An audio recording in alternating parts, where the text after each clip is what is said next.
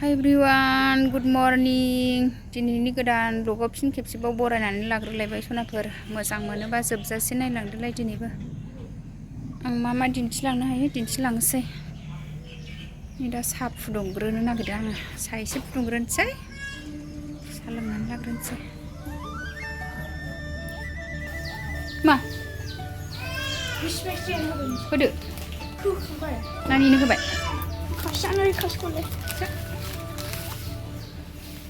फिसाजो फिसालाया मेथाइ जानो नागिरदोंमोन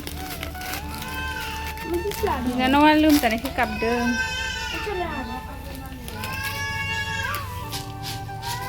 साहा लोंसै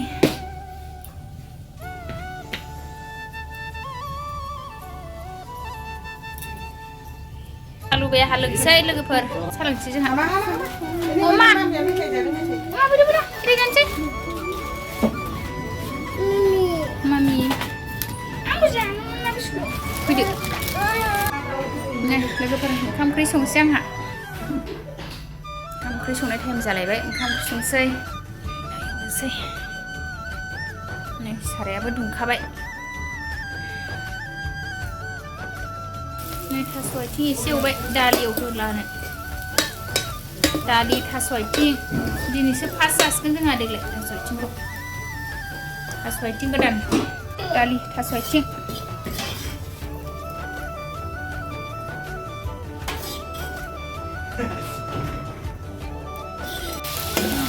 मुरि खन्थ' एसे एवनोसै आं ना गिदिरखौ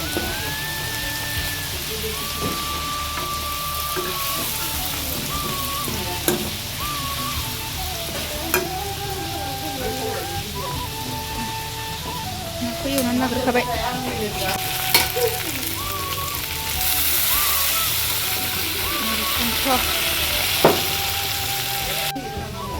थास' आथिं दालि थास' आथिंआ नै आंना मुरि खन्थ'आ जाबाय मस्ला मस्लि होजोब्बाय ना गिदिरखौ मुरि खन्थ' एसे एवबाय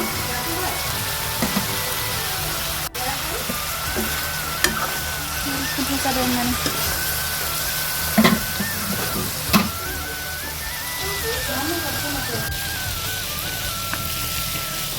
ना खयखौ माखासे फ्राय एवबाय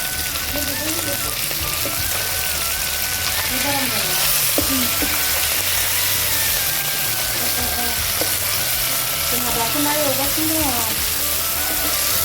मा खालामनो बेखिनि एवबाय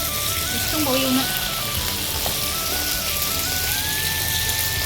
ओंखामखौ मोनथिबाय खुरनोसै एबार ओंखाम जानोसै ओंखाम जानो फिसाखौ जानोसै जोंहा ओंखामसै बाबाखौ ओंखाम जाहोबाय आं नै मामिया थाबायगासिनो